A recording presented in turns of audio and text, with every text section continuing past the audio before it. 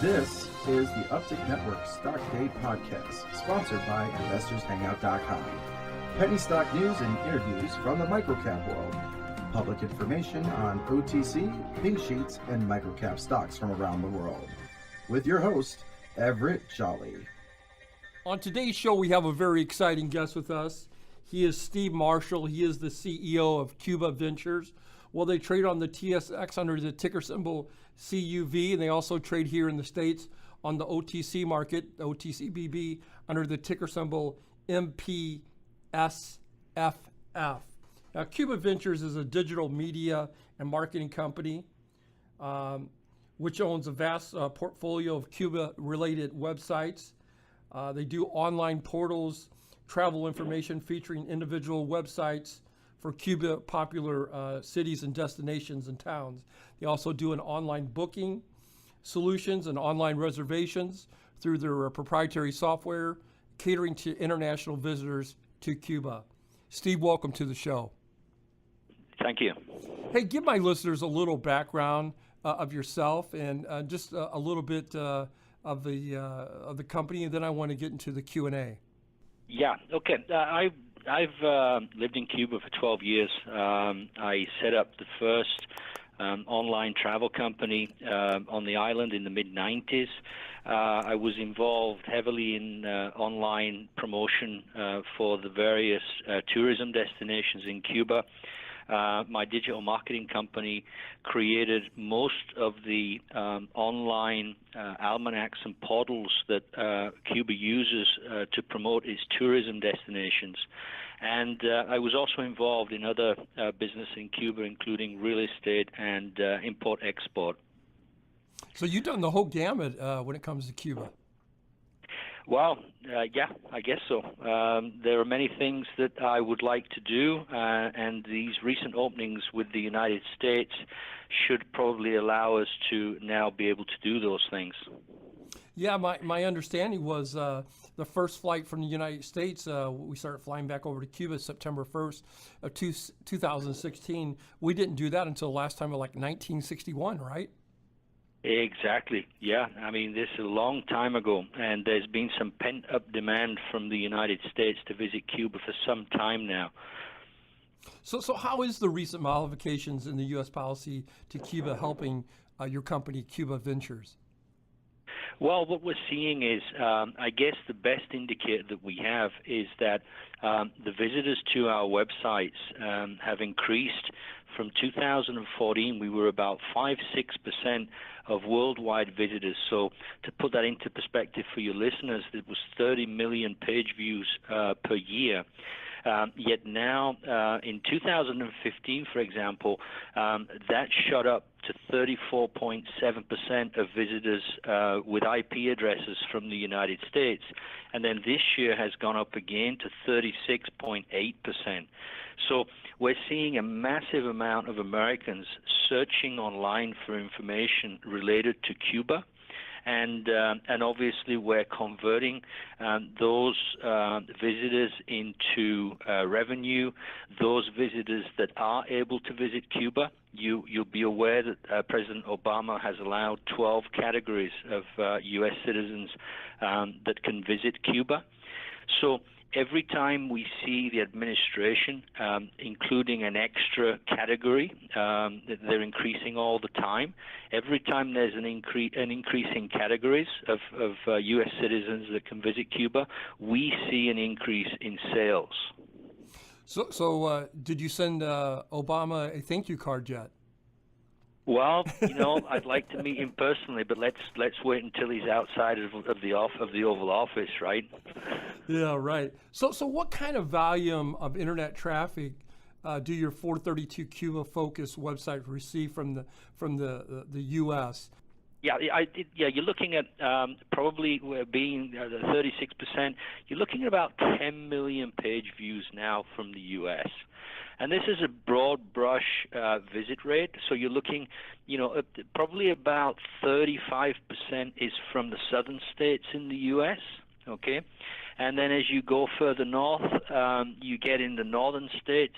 In fact, I was just in California twice over the last 2 weeks.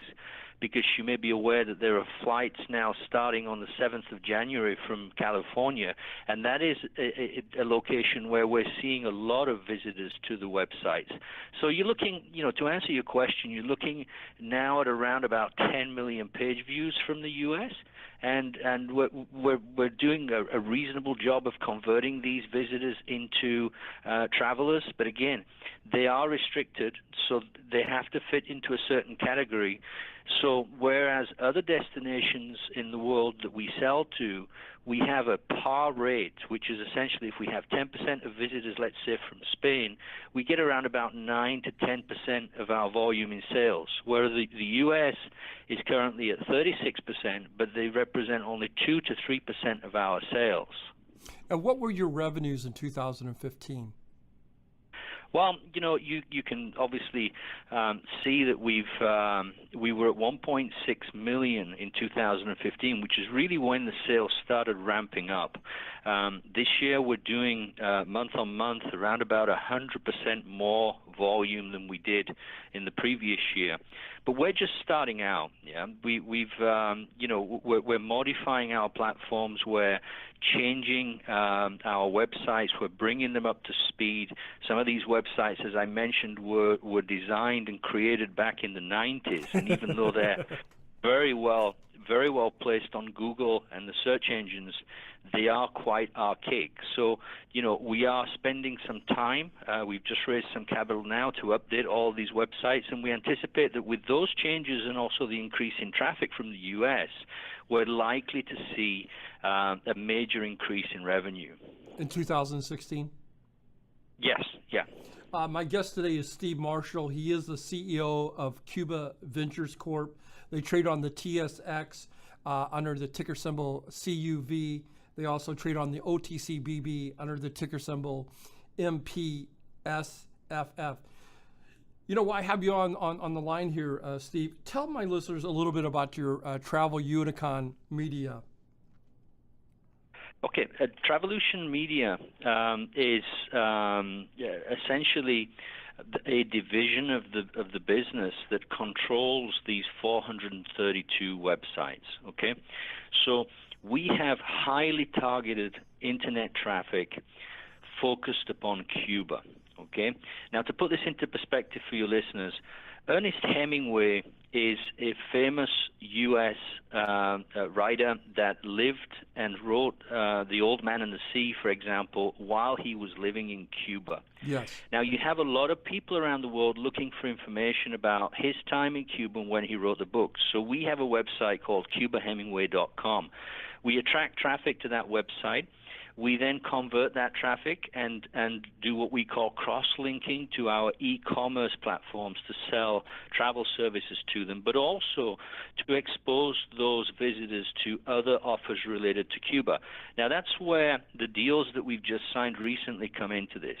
We have companies that are looking at us to be able to expose the offers that they have to this highly targeted Cuba-focused internet traffic. Take, for instance, Sport2 from New York. They are a content provider of worldwide sports. They are looking, or were looking, to provide sports content from Cuba. They approached us as we own CubaSports.com. And you may be able to, you can see online that we've signed an agreement with them, and we're in the process of providing not only web traffic, but also this is a two-way street. They have 264 million wireless subscribers that will be looking at our content very shortly. Wow. The same happened with Mercosur, which anybody who knows anything about Mercosur, it's sort of like the NAFTA of South America. They approached us to expose their investors to information concerning Cuba, and likewise, we received the feedback from these visitors to our websites. Again, another two-way street of digital transfer of visitors and subscribers to our platform, but from our platform too. So basically, any company that is now anxious to become involved with Cuba or has a venture such as a cruise line okay, would probably approach our media division to promote what it is that they are offering, because we have this highly targeted internet traffic. Absolutely, absolutely. What do you think your outlook for America travel to Cuba since commercials started, like I said, back in September 1st here, 2016? It's almost been a little over 50-year hiatus. Well, yeah, I mean, again, this obviously for any traveler to be able to go anywhere, they need flights, okay? Especially when it's an island such as Cuba. Right. So that has been a major component that we now have these commercial flights starting from the U.S. 110 landing slots were provided from Cuba to the U.S. and from the U.S. to Cuba. Those landing slots are now being occupied by JetBlue and by Alaska Airlines. As I said, the flights commence next month from JFK. We've had flights for quite a while now from Florida, which is sort of like a hotbed of interest in Cuba. And then we have the flights starting on January the 7th from California. So, our perspective is, where there are flights and the ability for Americans to be able to visit the island of Cuba, then we are a complimentary service that they can use to be able to book a myriad of services on the island. And I guess your listeners should be aware that we've been, at least the private company that was acquired by the public company, has been active in the Cuban market now for 2 decades. Okay, so this is not a new business. This is a business that's been operating for a very long period of time. In fact, we have a press release from the BBC in 1997, which explains to the viewers of BBC that, in fact, Cuba has its first online travel company. Well, that company was ours. So, there's a lot of history behind what we've done, and we continue to provide those services. And while they may look new to American visitors, in fact, we have a very long track record of providing these services. I was going to ask you, I saw one of your press releases back in October. You guys were doing a private placement. How's that going? Very well. I mean, it's oversubscribed as I speak. Basically, this was just for the updates of the websites and some other issues related to the company. A small amount of capital required, and also we looked at the company and decided that we'd make these changes in the digital area in terms of some of the websites to bring them up to speed. Right, upgrade them. Yeah, exactly. What other business sectors in Cuba Ventures are you guys looking beyond media and travel? As you said earlier, you did real estate back then. I mean, you know a lot about Cuba. So are you guys into some other business sectors? Right. Well, the company's looking at, I guess, let's call them the dilemmas that Cuba has. Okay. Right. Cuba has 68,000 hotel rooms, okay, of which about 20,000 are 2 to 3 star hotels. So let's call it 48,000 hotel rooms today, okay? To put that into perspective, there are 270,000 hotel rooms in the state of Florida, okay? And Cuba is almost the same landmass size as Florida, okay?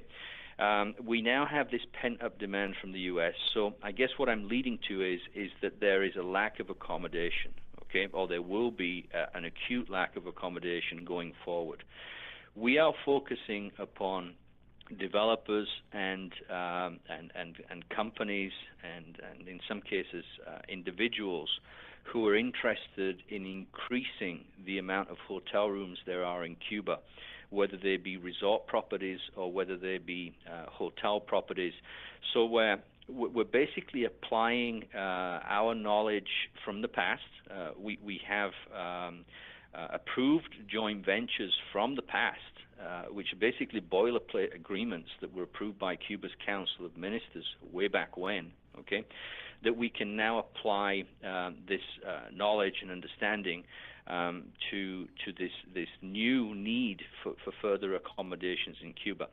And I guess the second aspect that the company is involved in is we have a full consulting division with you may have seen on our advisor board, we have two very talented individuals. We have Walfrido Quiñones, who was my attorney in my companies for almost 2 decades.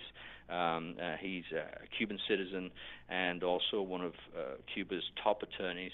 And we also brought on Alfredo Manresa, who was one of only 2 foreign nationals to be approved by the National Bank of Cuba for financial operations in Cuba. So this guy has a very profound understanding of Cuba's economy. Absolutely.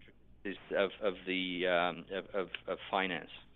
My guest today is Steve Marshall. He is the CEO of Cuba Ventures Corp, and they trade on the TSX.V under the ticker symbol CUV. They also trade on the OTCBB under the ticker symbol MPSFF. In closing here, Steve, is there anything that you and I didn't get a chance to talk about that you would like to get out to my listeners? Well, I mean, that there's a lot of press. I mean, they need to visit our website, cubaventures.com. You'll find they'll find that we've had immense coverage in the United States on major networks, and all of this focused upon a real pent-up demand by Americans to want to visit Cuba. I mean, this is a place that they've been forbidden from visiting for 50 years, So, and it's a beautiful Caribbean island, and I think we're looking at the perspective of there being millions of Americans looking to see Cuban culture and visit the island. Absolutely. Cuba Venture Corp is the company that we're highlighting today. I want to thank Steve for stopping by and coming on the show today. I wish you nothing but the best, and we're going to check back with you in a couple of months. We appreciate it. Thank you very much.